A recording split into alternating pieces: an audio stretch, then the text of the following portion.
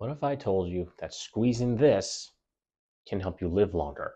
Yes, using a towel, you could theoretically live longer by improving your grip strength.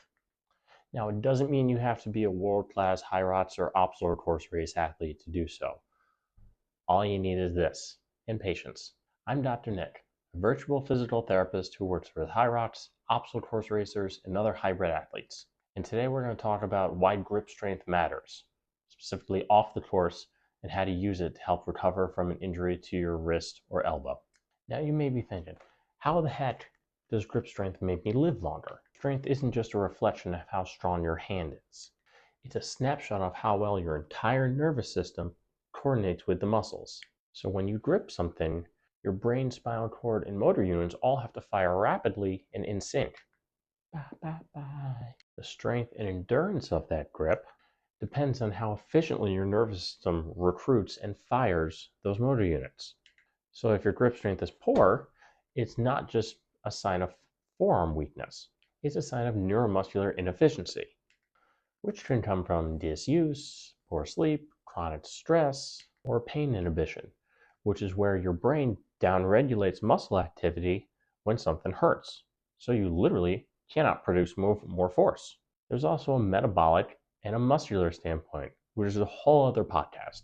Grip strength strongly correlates with overall lean muscle mass, which supports glucose control, bone health, hormone health, a bunch of other stuff.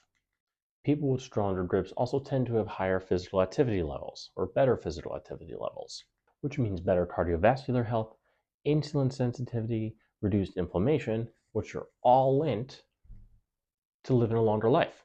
So basically, when we say that grip strength correlates to a longer lifespan, it comes down to this. The more efficiently your brain and your body communicate and stay active, the longer and better you'll live. When you're out on the course or in a race and your grip starts to go early, and you start to feel that fatigue coming on, usually not a great sign that your performance is going to be the best. Now, how does this relate to injuries? Some of the muscles that really drive that grip strength come from here. When this area is irritated, we call it lateral epicondylitis, or in simple speak, tennis elbow. In an obstacle course racer or a hybrid athlete where you're doing tons of grippy things, that overuse can build up over time and lead to that irritation around that area. So what's the best treatment for tennis elbow? Honestly, you could do nothing and it would still get better on its own. After about 2.5 to 3 months of being diagnosed, 50% of people are likely to experience complete resolution of symptoms. And at a year, 90% of people are expected to be completely pain-free, symptom-free, and functionally back to themselves. And it is likely that this can just go away on its own. But that doesn't mean you have to stop doing all the exercises and all the workouts that you enjoy. All you might need to do is modify. And you could start with your trusty towel, just doing a bunch of towel squeezes to work the muscles of the forearm in what we call an isometric manner. Hold in for at least 30 seconds. Start at 10 seconds, go up to 30. Isometrics have shown to be a really great pain modulator, and it's a great way to start getting some blood flow back into this area. And towels are great because you can change the shape, work different muscle groups, so you can get the entirety of the forearm without wearing out one particular area. So you can hold the towel in a grip like this to get a little bit more of the fingers. You could hold it in a position like this, get more of a spherical grip, called a spherical grip, say that 3 times fast, to work a little bit more there.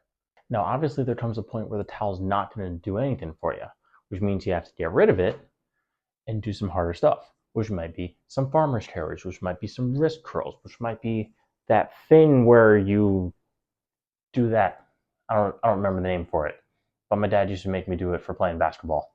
It's brutal. Or my favorite, a dead hang, where you just grab the bar or grab a pull-up bar and just hang from it, and you go as long as you can. That first time you do it is going to be your benchmark, and then you slowly build up from there. Just like any other thing that you're doing at the gym. Start light, start slow, and gradually increase resistance over time. Before you know it, you're going to be crushing those farmer's carries again. You're never going to fall off another rig.